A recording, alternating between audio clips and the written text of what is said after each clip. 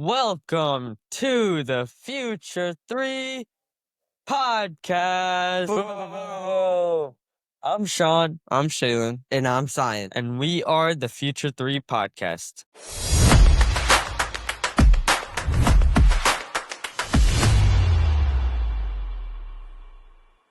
Most people our age hear the words private equity and immediately think it has nothing to do with them. But here's what nobody tells you. The companies behind the products you use, the brands you interact with, a lot of them are owned by firms like the one today's guest works for. And his job specifically is to walk into those companies, figure out what's wrong, and fix them. Please welcome to the Future 3 podcast an operating partner at One Rock Capital Partners, Mr. Kush Tulsidas. What's Yeah. up, boys? What What's up? Thanks for having me. Of Yeah, we're glad course. to It's have going to you. be a fun episode I'm looking forward to it. for sure. So, before we get into all the professional, fancy stuff, let's take a step back here and let's just talk about something. So, we're Liverpool fans. We know you're a die-hard Liverpool fan. So, what a win it was today against Fulham. Listen, what a win.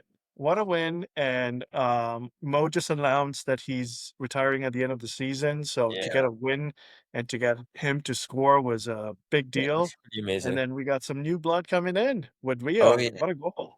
They're Looking good forward. too. Who needs him Exactly. out, right? So, there's a pretty big Liverpool fan base, but there's also an even bigger not so Liverpool fan base. So I'm going to ask you, make your case to our non-Liverpool fan viewers as to why Liverpool is the better team to root for. Oh, it's pretty easy. You'll never walk alone. We've been through Oh, yeah, exactly. lows and we've been through ups. We're not plastic fans. We support our team through thick and through good times. And yeah, it's a great team to support. They play the most electric style of football, and Yeah. why wouldn't you want to be a part of it? Exactly. That I was a love great that. statement. So, you've spent a career walking into struggling companies and fixing them. If us, the Future 3, walked into your office today as a company, what is one thing you would flag right away? You can be brutally honest on this one. It's all good. I don't know yet.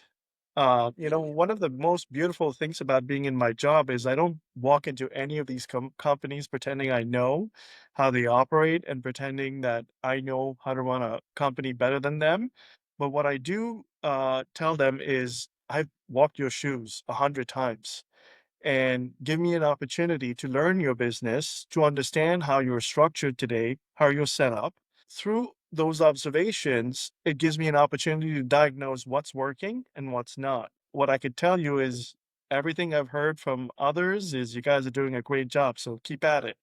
Yeah, thank you. It's That's- also important, like you said, to dig deep because you can't really judge off of a base level understanding. You have to really know what they do and how they operate, right? Yep.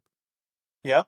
Yep. And you have to really understand how things operate all the way at the field level. The people who are actually doing the job, not the guys who are in the C-suite. It's good to understand what they do and their view of how the world operates, but you truly understand a company and what's happening in that company when you go meet with the salespeople, the folks on the manufacturing floors, the folks who are running billing, the folks that are dealing with suppliers to really find out how good the process is. Is it scalable? Is it running in a world-class manner? Or are there opportunities to do things better? And you guys know this. I know you guys are pretty well versed when it comes to things like AI.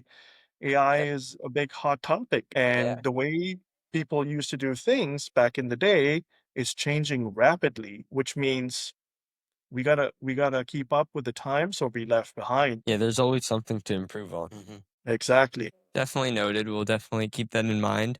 Um, So obviously, Sean said that you are the one that finds the problems and diagnoses them and tries to come up with solutions to fix them. So looking back in Mauritius in high school, did you already have that trait of being able to find the problems? Like, let's say you were in a group project, right? There was something that maybe your partners didn't really know was wrong yet. Were you the one that was able to go and like diagnose the problems before they were able to actually discover what was wrong? Absolutely not.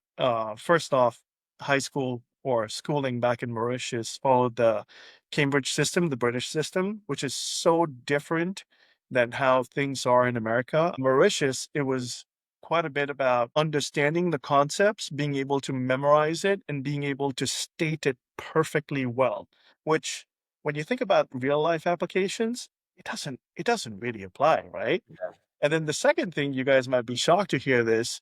I was very much of an introvert back in the day when I was in school. I Yeah. could already see that.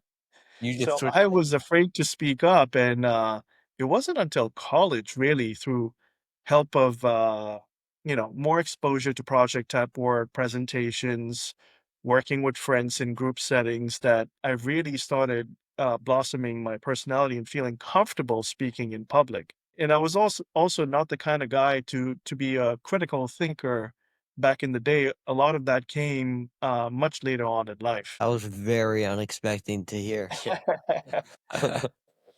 Yeah. So, I mean, look, eventually down the road, you built a career that crosses through multiple different industries.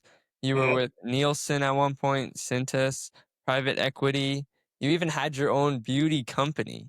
So, in high school, were you someone with a clear interest of like you were just honed in on one thing, or did you kind of have an open mind as to like different interests and just exploring really?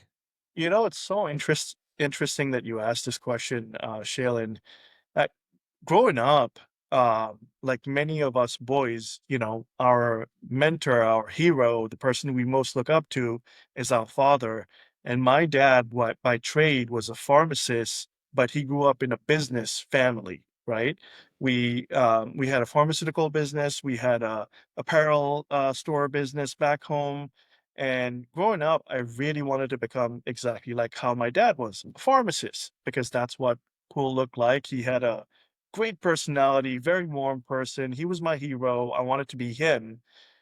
And then I realized in biology class, I don't like really seeing blood or cutting animals. So that went out of the window. And I'm like, all right, what do I do now? And my dad was one of nine, and him and his brothers and sisters were all in business, not together, but all in their own things. And then I turn over to my next uncle, my dad's brother, Sanjay Tulsidas. He's based out of the UK.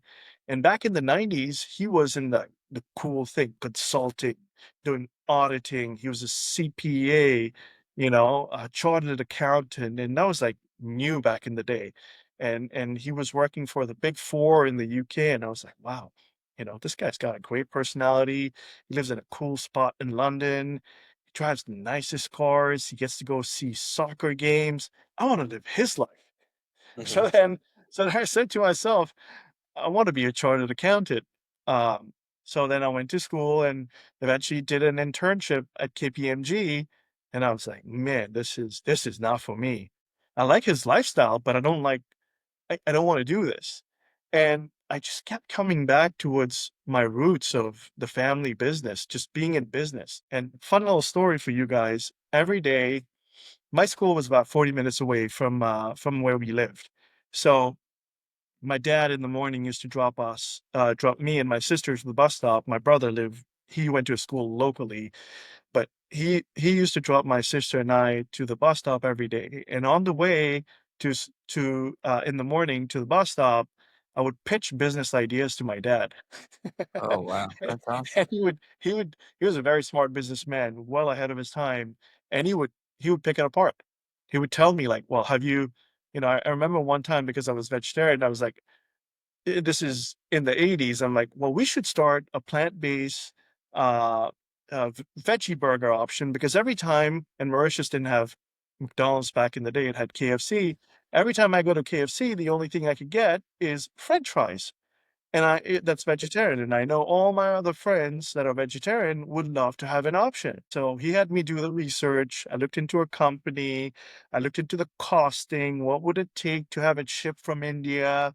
What would it take to actually get it placed into supermarkets? Who would we need to speak with? And all that. And my dad, at a very young age, just he did that with me, my brother, my sister. He always challenged us whenever we came up with an idea. He always asked, "What do you want to do? What do you want to do in life?" And I didn't know what I wanted to do, but I knew for a fact that I wanted to be in business because that's something that always interested me. And the other advice that my dad had given me was you can't really pick a career unless you have experienced it. And I didn't understand it at that time, but what he really meant was do as many internships as you can. Ask as many adults as you can about what does their job look like. Don't just look at their lifestyle. Lifestyle is important, the cars and the houses and the cool life they live is good, but also look at the other part of it. Are they going to work at 6 in the morning and coming back at 2 in the morning? Is that something that you really see yourself doing?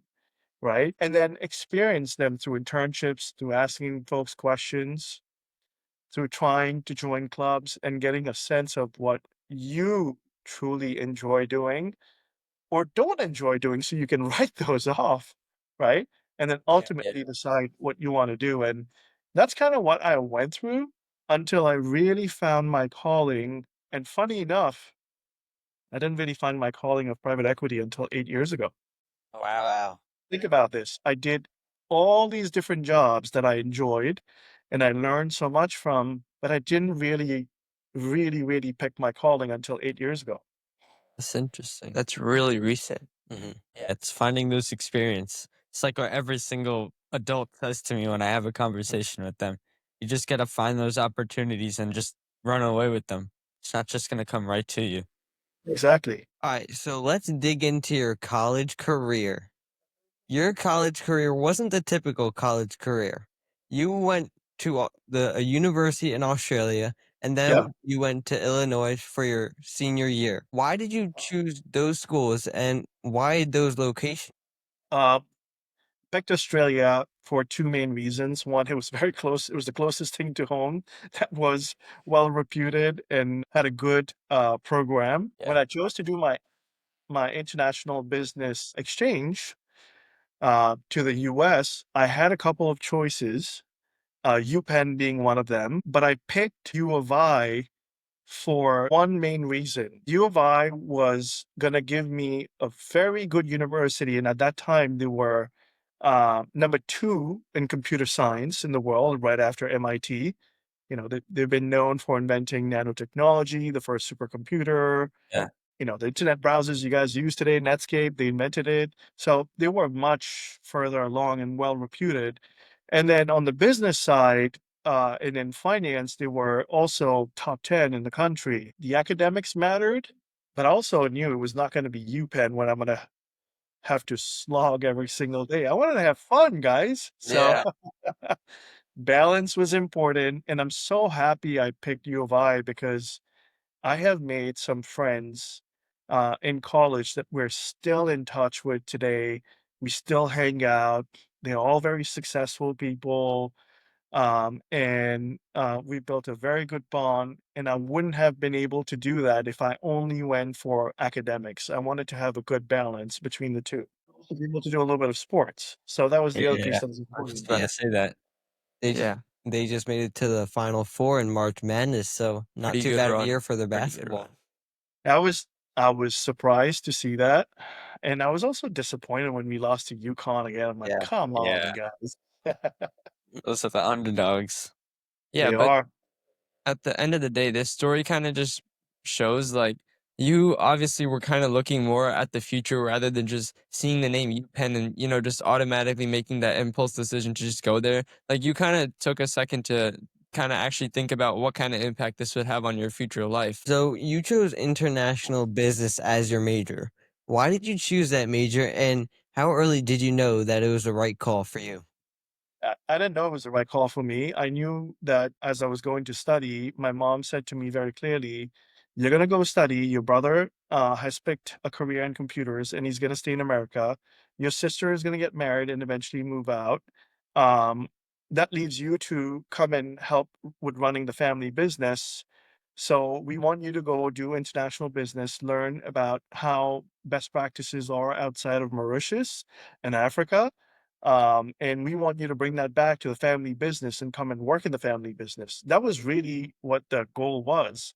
It turned out to be something different completely, and here I am doing what I am today in private equity. But when I went to college, I didn't know what private equity was, for that matter. It didn't exist in Mauritius. So, what was like the main industry in Mauritius? Was it like your family business being like all the different things that you guys did, like pharmacy and all that?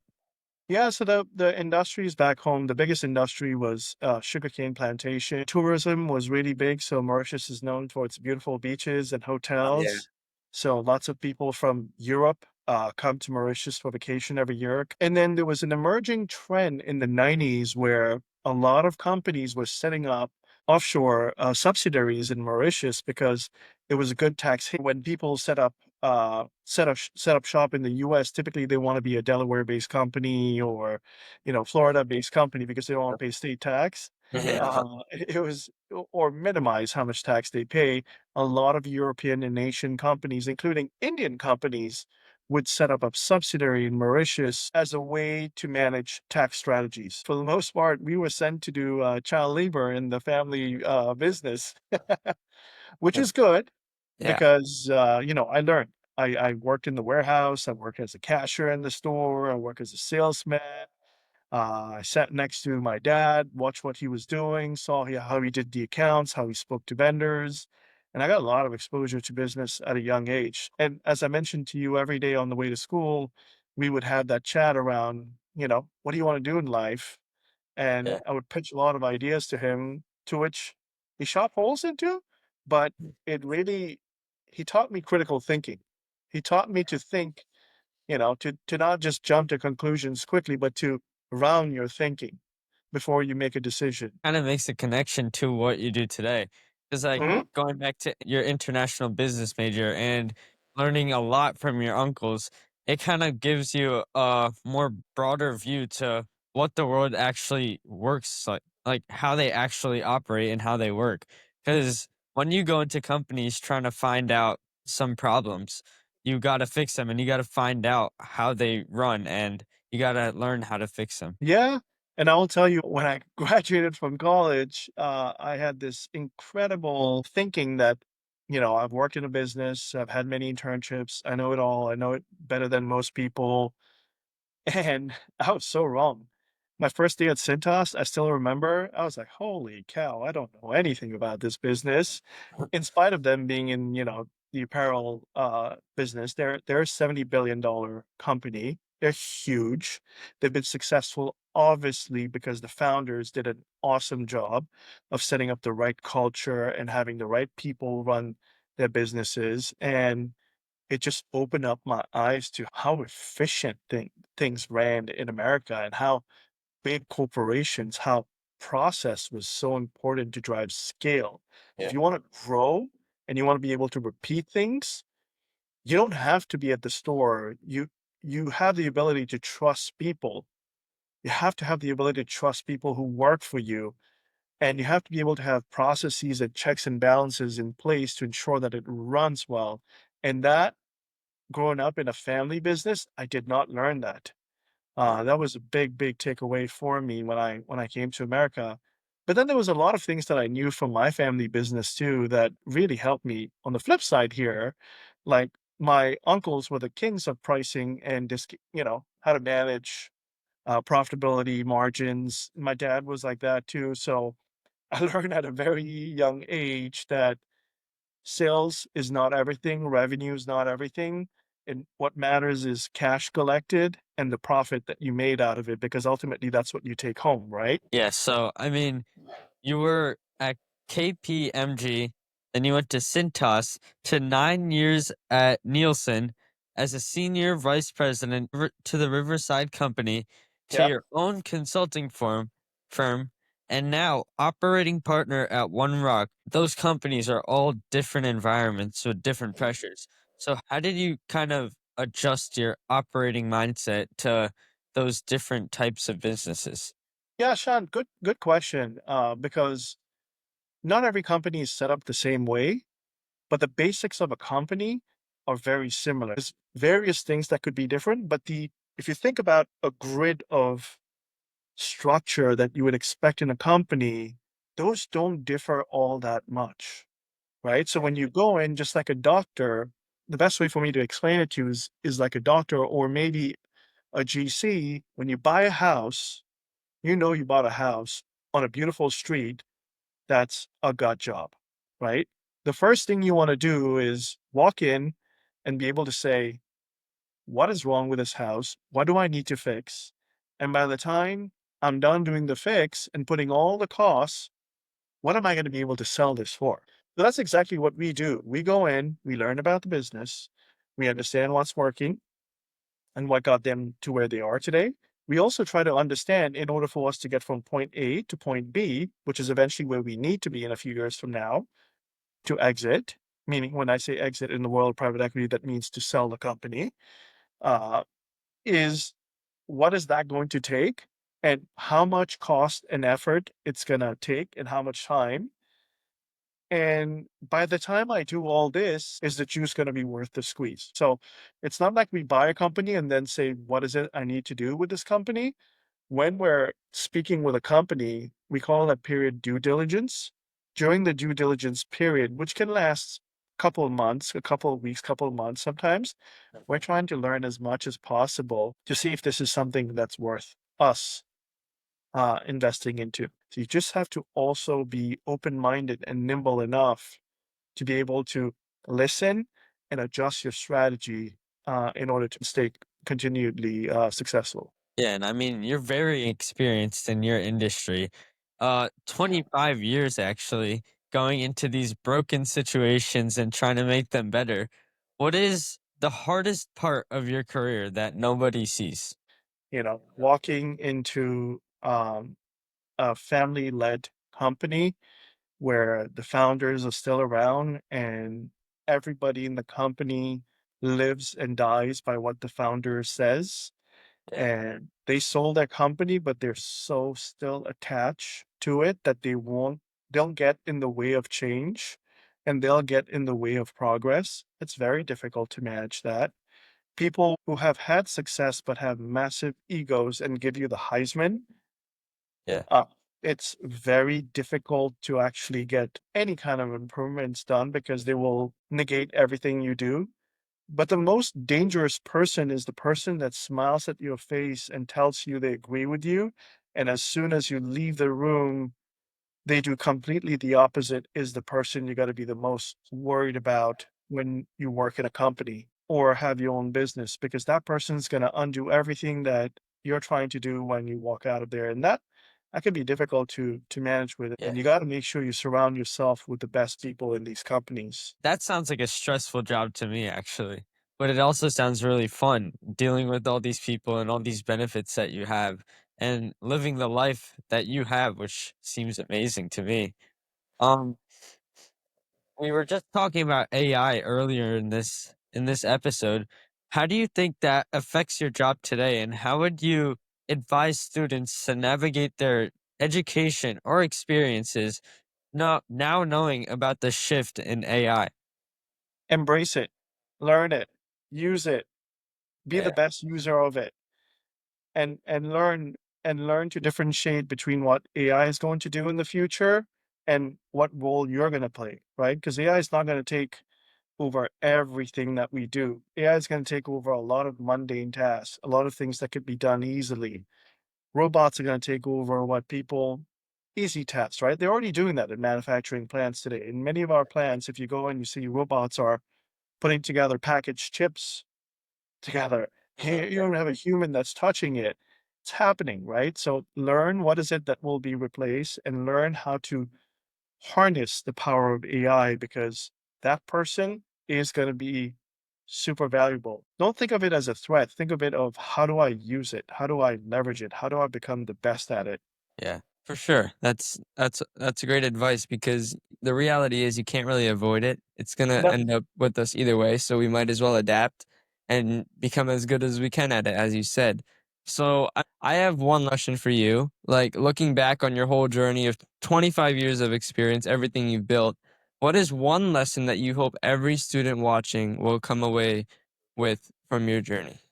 Be open to what career you end up in life. Be open to experiencing as much as possible to learn what you don't like, right? Because that's important. You don't want to be in a career that looked very cool, had a great lifestyle, paid very well, but you absolutely hate it. You don't want to do that. So learn what you don't like, experience it, ask good questions from folks to understand what might be of interest to you. And if you can, try to get internships, whether it's through clubs, unpaid internships, or even paid internships. Leverage your network to get in and truly find out if this is something that you want to do. You're going to get a lot of pressure after school, after college, where your friends have a job and they know what they want to do. And you have uncles and aunties like us saying, like, Beta, what do you want to do? What are you going to end up doing? Yeah. Don't fall into that pressure. Take your time to carefully select what you'll do and pick the right thing that you enjoy. That was a great piece of Great advice. advice. Now, I have one final question for you. What is your definition of success and how has it changed from your high school days to today? Oh boy. Um, Success in high school days was like one day I'm going to have a corner office in New York City and have a cool job. I don't know what job it's going to be, but I'm going to do that. Success today is having time to spend with my family and enjoying doing things that we love doing the most. Yeah. It's amazing how perspective changes over time. Yeah. Yeah, no. That's awesome. Your perspective completely actually changed from high school to now, but I It did. mean, I completely agree with your current, and I partly do actually agree with your past view of success. I mean, so you've been a real one. We really appreciate that you had the time to join us. And we always have to flip it at the end. Do you have any questions for us? Oh yeah. What are you boys interested in? I'm very curious. What is it that interests you? Where you are in your career right now, what interest or in your life, what interests you, one, and then two, what are you most worried about? So, right now, I'm interested in either business or engineering as a major in college, but I'm trying to see if there's more career options that I could find out that I would like better than business. Because, I mean, our mom and dad are both big in business. Like, they're big Yes. entrepreneurs, and I want to follow my own path. So, I'm trying to find things that I want to do that interest me more. Like, I enjoy building Legos. I enjoy building things like in our living room, I built a table and a coffee table. Hmm. They're really fun for Nice. me. He did have And no instructions. so now I'm trying to find like classes and shadowing programs that I could do to see if I actually like engineering. Yeah. Um, Definitely ask the questions. One thing I would say, Sean, is there is a difference between interest for a hobby and then interest for a career. Try to differentiate between those two. I like playing soccer, but I know I'm not good enough to ever be a soccer professional player. Right? For me, right now I'm interested in business and like sports marketing, not sports medicine. There's no way I'm gonna be doing that. So, and I'm taking classes that are like business and sports marketing. And Okay. what I'm worried about right now is AI taking over these jobs because who knows, maybe in the future AI could like take over most like 90% of the jobs in the world. Yeah, I listen, I mean, sports marketing is so vast. There is player agent jobs. There's so many other elements of sports marketing that AI is not going to replace it anytime soon. So, and I see you talk about sports. I know how passionate you've been since you've been a kid. Mm. That's a cool one. What about you, Shaylin?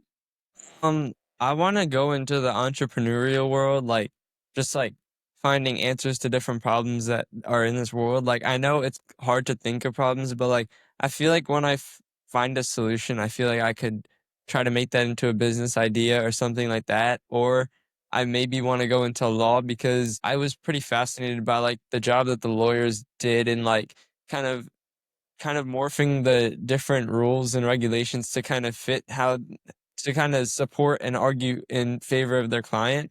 So I don't know. I'm either in between like being an entrepreneur or being a lawyer or maybe even being both. I don't Yeah, know. yeah. You could be a corporate lawyer, Exactly. right? That could be an option. But if you like to solve things, you could broaden your horizon even more than just Yeah. startup and law. You may want to think about, in my world, that's what we do every day: solve issues. Private equity could be a spot. Got it. Right. Well, thank you for joining us. Yeah, learned a For lot. us, It was great. You guys can find us on YouTube, Apple Podcasts, Spotify, Instagram, TikTok, LinkedIn, Threads, basically all social media platforms. We are the Future 3 Podcast, and we out. Peace. listen to them; they're the best.